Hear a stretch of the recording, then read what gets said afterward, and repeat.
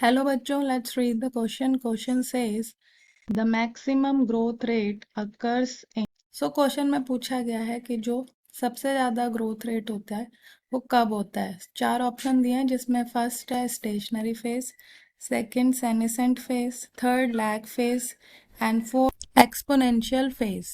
की concept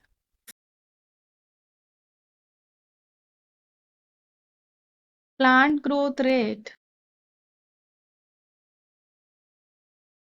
termed as the increase in growth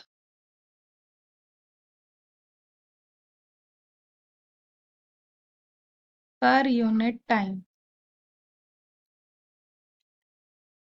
तो per unit time जो plant की ग्रोथ में इंक्रीज होता है उसे प्लांट ग्रोथ रेट कहते हैं। And the rate of growth of A plant या प्लांट पार्ट की जो ग्रोथ होती है इज नॉट ऑलवेज यूनिफॉर्म।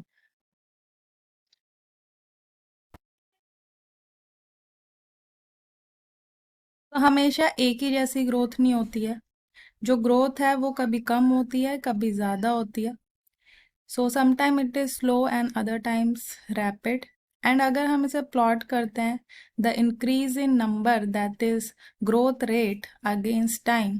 सो एक टिपिकल जो एश शेप्ड का कर्व है वो ऑब्टेन होता है, जिसे सिग्मॉइड कर्व भी कहते हैं। सो एश शेप्ड का कर्व ऑब्टेन होता है जिसे सिग्मॉइड शेप और सिग्मॉइड कर्व भी कहते हैं। एंड इसी को एक ग्रोथ कर्व भी कहते हैं। एंड ये जो ग्रोथ कर्व होता है उसके 3 फेजेस होते हैं।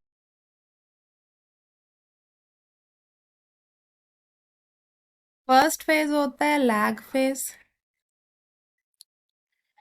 एंड ये जो फेज होता है इनिशियल फेज ऑफ ग्रोथ होता है, जहाँ पे जो रेट होता है of growth is very slow. And जो सेकंड फेज होता है उसे लॉग फेज कहते हैं। एंड इसे एक्सपोनेंशियल फेज भी कहते हैं।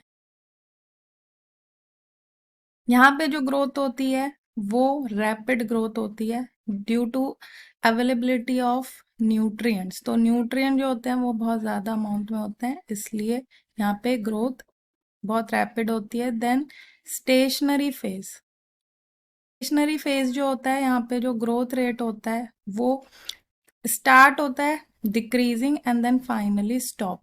सो कुछ ऐसा कर्व जो है वो हमें दिखाई देता है।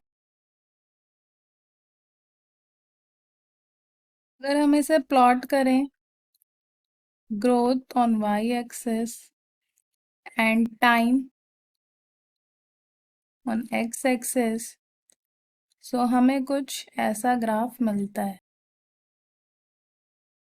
सो ये है लैग फेस एंड ये है log face and this one is गया कि मैक्सिमम ग्रोथ रेट कब होती है। वो होती है फोर्थ एक्सपोनेंशियल फेज में और इसे लॉग फेज भी कहते हैं।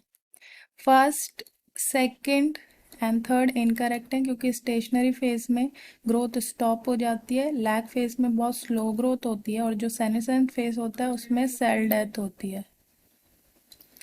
So hope you understood it well. Good luck.